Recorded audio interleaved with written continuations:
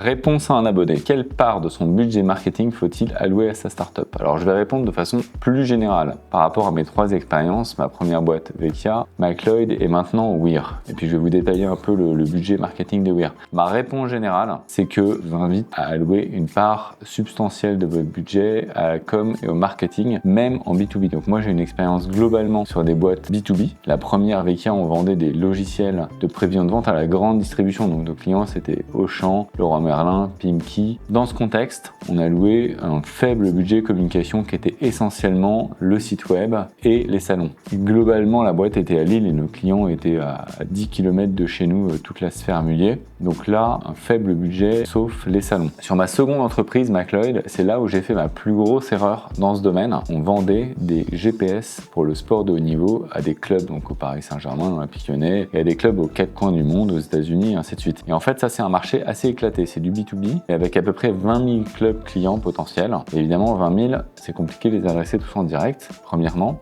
Et deuxièmement, il y a une question d'image. Dans ce milieu-là, dans le sport, mais comme dans beaucoup de milieux, quand un commercial appelle, s'il n'a pas entendu parler de l'entreprise ou si l'entreprise n'a pas une image et elle ne rayonne pas, évidemment, ça n'a pas le même impact et il ne va pas forcément écouter ni passer commande. Donc pour ces deux raisons, marché éclaté, ce qu'on appelle SMB, Small and Medium Business, et image, dans McLeod, il eût fallu mettre, à mon avis, un gros budget marketing. Quand je dis gros, par exemple, à l'époque où McLeod faisait 2 millions de CA, il aurait fallu, à mon avis, mettre entre 200 et 400 000 en market. On devait mettre quelque chose comme 20 000 euros par an, ce qui est une erreur majeure, et ce qui fait que McLeod est resté sur un modèle de commercial direct B2B, et à mon avis, n'a pas explosé sur ce secteur-là, mais a explosé que sur les grands comptes. Alors la partie la plus intéressante, c'est chez Weir. Évidemment, j'ai tiré les conclusions de mes erreurs du passé. Alors là, on bourrine.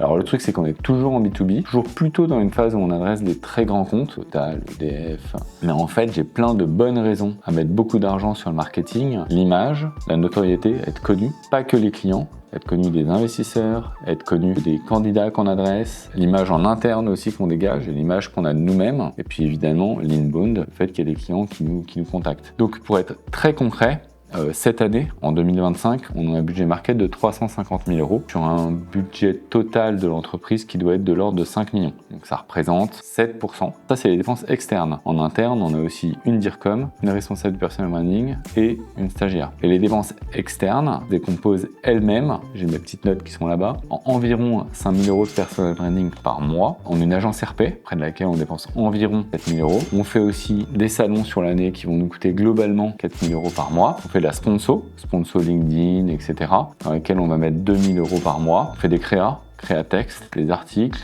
pareil, environ 2 000 euros par mois. On a des consultants divers, consultants SEO, SEA, qui répondent à des problématiques à certains moments, 2 000 euros par mois. Et on fait du SEO et on revoit aussi notre site internet. Alors le site internet, au début, il a coûté quelques dizaines de milliers d'euros et maintenant, à chaque fois qu'on le retouche, c'est quelques milliers d'euros. Tout ça, ça fait environ 30 000 euros par mois. Mon avis, c'est le bon budget pour une boîte B2B comme la nôtre, qui veut de la noto et qui amasse des flux clients. Mais par exemple, post-série A, quand on aura levé 40 millions, l'an prochain, en 26, on aura un budget com de 1,2 million, donc pour un budget annuel de 25 millions. Donc on restera autour des 6%. Et je pense que dans le monde d'aujourd'hui, le monde des réseaux sociaux, le monde de la communication est quand même un peu le monde de l'image, même en B2B, même dans les hautes sphères. C'est important d'être dans ces eaux-là, 5-7%.